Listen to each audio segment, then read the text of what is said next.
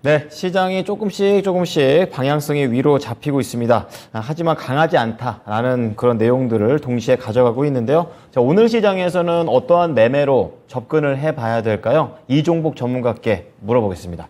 전문가님 안녕하십니까?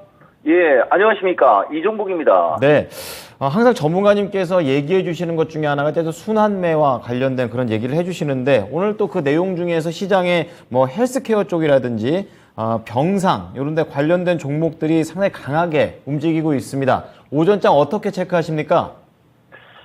예, 눈치보기죠. 어제도 제가 여러분들한테 눈치보기 정도 얘기해 드렸는데 어제 오늘 연속적으로 해외 시장 약세에 비해서 국내장이 좀 강하다. 제가 이런 코멘트를 좀 드리고 있습니다.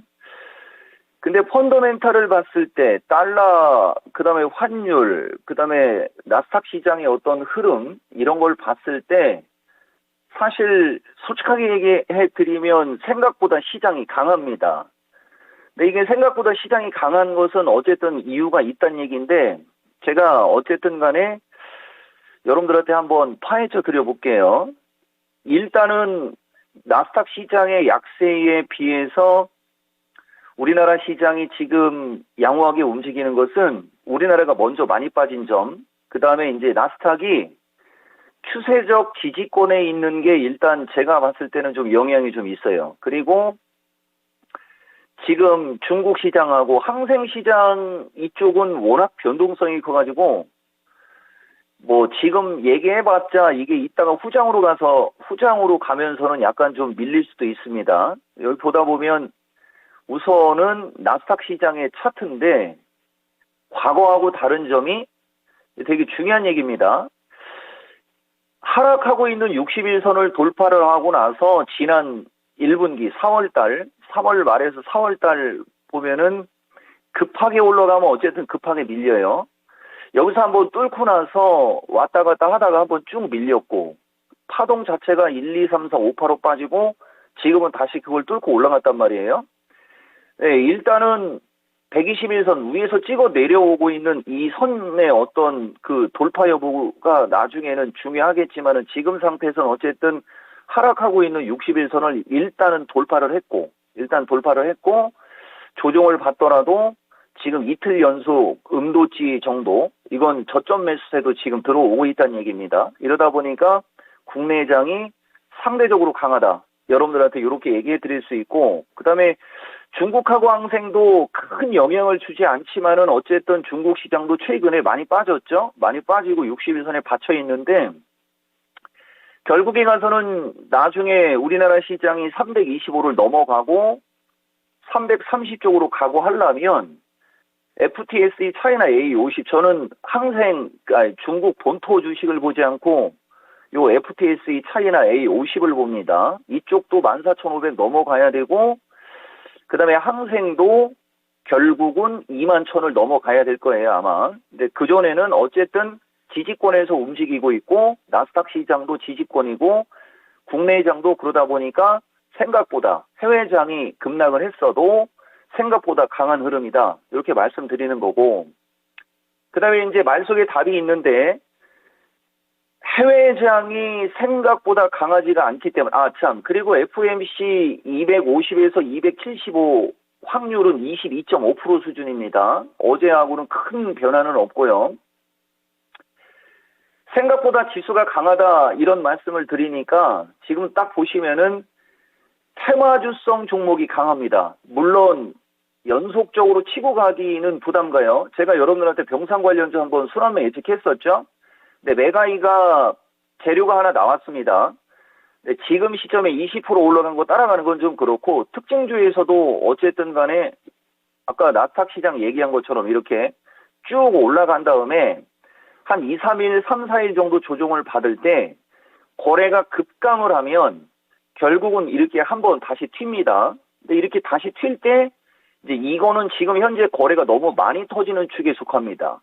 그러니까 이제 따라다니지는 마시고 어쨌든 지수가 세게 못 가는 위치, 그다음에 삼성전자, 하이닉스 등 시가총액 상위 종목도 세게 못 가는 위치, 미국 시장에 비해서 국내장이 상대적으로 양호하다라는 말 속에 다른 종목들이 강하니까 전체적으로 종목들의 흐름이 양호하니까 시장은 지수는 좀 비리비리하지만 상대적으로 강하다 이런 얘기가 계속 나오는 거예요. 그리고 원전 관련주도 오늘 좀 움직임이 좋고 이 시간에 여러분들한테 내가 우진이라는 주식을 한번 예전에 6월 말 때 장 폭락할 때 이게 잘 가가지고 여러분들한테 한번 특징주로 얘기한 적이 있었거든요. 12,000원 초반대 정도 한번 볼 수 있다라고 얘기했었던 주식인데 이 주식도 마찬가지입니다. 거래가 터지면 13,000 돌파 시도가 나올 수는 있지만은 요거는 신용이 좀 많아요. 신용이 많기 때문에 지수가 만약에 좀 조정이 좀 세게 나온다. 그럴 때는 이제 신용 부담 때문에 좀 변동성이 심할 수 있으니까 혹시 보는 사람들은 좀 참고하라는 말씀 드리고 그래서 오늘 장은 테마주성 종목이 좀 강한데 대표적으로 헬스케어, 병상, 원전, 에너지도 마찬가지죠. 요새 가스가 또 기가 막히게 날아갑니다. 근데 러시아에서 원유를 한 20% 정도 수준으로다가 제어를 하고 막 이래가지고 움직이는 것 같은데 가스 관련주도 마찬가지예요. 대표적으로 대성에너지 뭐 이런 종목들이 있는데 기술적 대응하시라는 말씀을 드리려고 하는 거죠. 제가 여러분들한테 반도체, 자율주행, 인공지능, 메타버스 등 이런 정통 섹터의 주식들은 중기적으로 좀 길게 좀 보시고 테마성 주식들은 순환매 예측해서 짧게 얘기하는 스타일인데 특히 가스 관련주는 다른 거에 비해서 가스 관련주들은 특히 추격 매수는 좀 하지 말고 기술적으로 대응하는 게 유리하다라는 말씀 여러분들한테 드릴게요. 그리고 금양이라는 주식 어제 한번 또 얘기했었죠. 요새 이런 주식이 몇 개 많이 있습니다. 이거는 뭐 여러분들한테는 제가 이 방송에서는 얘기는 안 했지만은 어제라도 한번 얘기를 했으니까 지금 금양이라는 주식이 날아가는 게 이 회사가 회사라고 해야 되는 게 맞죠. IR을 우리나라 시장에서 IR을 이 회사만큼 많이 하는 회사가 없어요. IR을 엄청나게 많이 했는데 이 주식의 특징이 2차 전지 소재 재료 쪽으로 사업을 진출하는 겁니다. 리튬, 그 다음에 뭐죠 여러분? 니켈 등 해가지고서 시토류 관련주에 유사한 어떤 흐름을 보일 수 있는 종목 쪽이 좀 덜어 있어요. 근데 워낙 소형주라 제가 얘기는 좀 안 하는데 포스코 쪽 한번 잘 보시면 될 것 같아요. 그래서 전체적으로 오늘 에너지도 강하고 여러 가지 테마성 주식이 강하다. 요게 오늘장 특징입니다. 네. 자, 오늘 뭐 지수가 그렇게 크게 움직이는 건 아니지만 주요 테마 중심으로 전략을 정리를 해 주셨습니다. 자, 그렇다면 오후장으로 넘어가 보겠습니다. 오후장에서는 어떤 부분을 체크할까요? 선물이죠. 제가 여러분들한테 선물 지수도 참 자주 얘기를 해 드립니다. 근데 오늘 한번 시간이 되니까 한번 얘기해 볼게요. 선물이 320을 돌파하느냐, 밀리더라도 318을 지지하느냐에 따라 시장의 어떤 흐름이 또 춥냐 따뜻하냐 이런 게 결정될 수 있는데 과거에 한번 볼게요 여러분. 제가 여러분들한테 처음에 방송하는 날 이종복은 해외 시장, 그 다음에 선물, 그 다음에 삼성전자, 환율 등, 그 다음에 지수가 조정을 받아도 돈을 벌 수 있을 것 같을 때는 종목을 얘기하겠다라고 얘기했을 거예요, 여러분. 보시면 이게 지금 프로그램 매매 추이인데 제가 여러분들한테 맨날 하는 얘기 있죠. 잘못된 시장. 그러니까 2020년 4분기 때 보시면은 여기 10월 달부터 보세요. 종합이 315 플러스 마이너스에 있습니다. 315, 요 맨 위쪽은 301이 나오고 지금 화면에 보이는 것만 보는 거예요, 여러분. 아래에 317이 보일 거예요.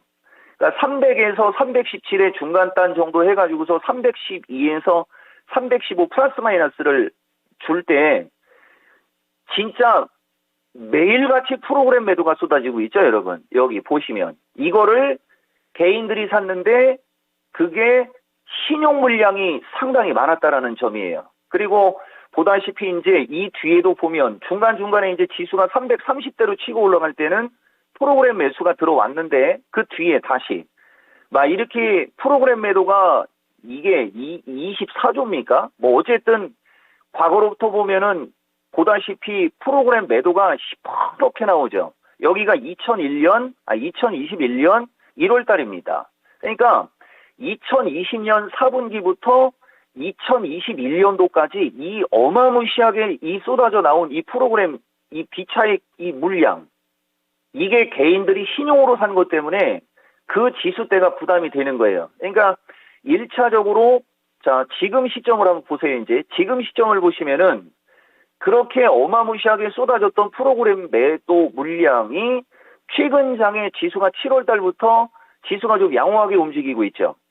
지수가 양호하게 움직일 때 보면 제가 여러분들한테 얘기했던 지수대도 같이 좀 생각하면서 봐야 됩니다. 그 특정 지수대 위에 있을 때는 보다시피 프로그램 매도보다는 매수가 많이 들어오죠.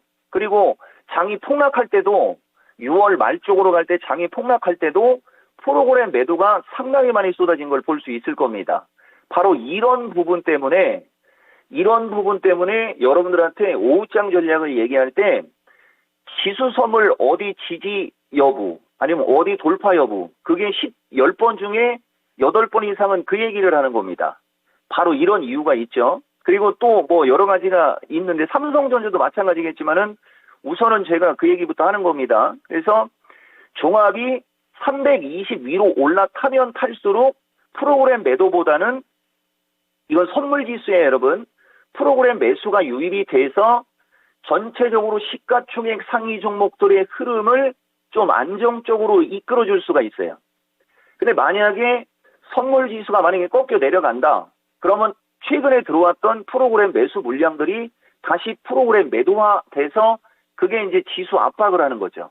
그래서 여러분들한테 허구한 날 돌파 여부, 지지 체크, 안착 여부 이런 말씀을 드리는 거다. 요 말씀 드리는 거고 그 다음에 이제 삼성전자 하이닉스 관련해서 또 코멘트를 좀 드려보면 삼성전자가 62,500원 삼성전자 62,500원 얘기 많이 하죠. 기존하고 다른 점 얘기해 드릴게요. 계속해서 제가 여러분들한테 기존하고 다른 점을 얘기해 드리는데 그냥 삼성전자부터.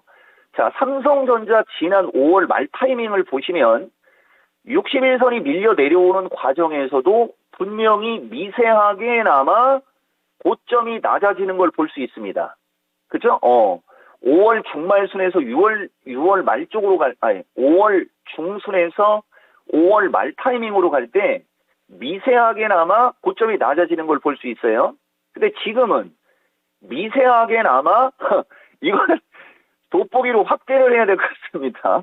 미세하게나마 어쨌든 저점을 안 깨고 고점을 못 넘어가죠, 여러분. 예, 그러니까 삼성전자가 어쨌든 간에 좌우당간 62,000원대를 넘어가 주면 지수의 분위기는 조금 더 좋아질 수는 있을 것 같은데 장담하기는 좀 쉽지 않을 것 같고 제가 여러분들한테 장담하기는 이 거래량 갖고는 좀 그렇고 그래서 어쨌든 삼성전자의 흐름이 저렇기 때문에 IT 섹터도 여러분들 계속해서 보시는 게 좋을 것 같아요, 여러분. 그리고 하이닉스도 보면 뭐가 다른지 보이시죠? 하이닉스는 미세하게나마 고점이 낮아집니다. 그러니까 결과론적으로 삼성전자가 받쳐주고 하이닉스가 따라가야 되는데 하이닉스도 제가 봤을 때는 뭐 10만원 깨가지고서 한 9만 6천 원 수준 정도? 요 정도로 눌림목만 잘 받으면 11만원 돌파 시도가 나올 수 있어 보입니다. 그러니까 특별히 뭐 그렇게 위험스럽지는 않은 쪽을 여러분들한테 얘기해 드리는 거고 마지막으로 환율 한번 볼게요, 여러분. 여기 지금 환율을 보시면 이게 달러입니다. 최근에 해외장이 나스닥 시장이 좀 눌림목이 나오는데 원래 자체적으로 떠 있었으면 좋았을 거예요. 근데 어쨌든 좌우당간 유럽에서도 금리 인상했고 달러가 흘러내리는데 역의 환율 시장을 보시는 분들은 알 수 있어요. 달러가 105달러를 만약에 확 깨준다. 그러면 더 긍정. 근데 이제 달러가 105달러를 깨지 않는다. 이럴 경우에는 아까 제가 여러분들한테 얘기한 대로 어떤 기술적인 어떤 흐름, 기술적인 매매를 조금 병행을 하셔야 될 겁니다. 그거 참고 좀 한번 하시고, 그 다음에 이제 환율인데, 원달러 환율의 차트는 패턴 자체가 쐐기형입니다. 그러니까 이 원달러 환율의 차트는 패턴 자체가 쐐기형이기 때문에 달러보다는 사실 환율이 우리나라 본 환율이 1300 초반을 깰 확률이 조금 더 높은데 어쨌든 좌우당간 원달러 환율도 역외 환율 시장에서 1300을 깨면 325 돌파의 기대감이 높아지는 거고 그때 삼성전자가 62,500원을 넘어가겠고 하이닉스가 105,000원을 넘어가겠죠. 근데 달러가 105달러 안 깨지고 원달러 환율도 1300을 안 깬다. 그러면 320, 325 그 플러스 마이너스가 단기 저항이 되고 종합은 다시 315 수준이나 그걸 깨서 한 312에서 310선 요 정도로 밀릴 수 있는 시장이에요. 그러니까 과거에 비해서는 지금 주식시장의 흐름이 밴드가 넓지 않죠. 그것도 공포지수로 알 수 있습니다. 공포지수가 치고 가지 못하고 여러 가지 주변 여건들은 분위기는 좋아졌다.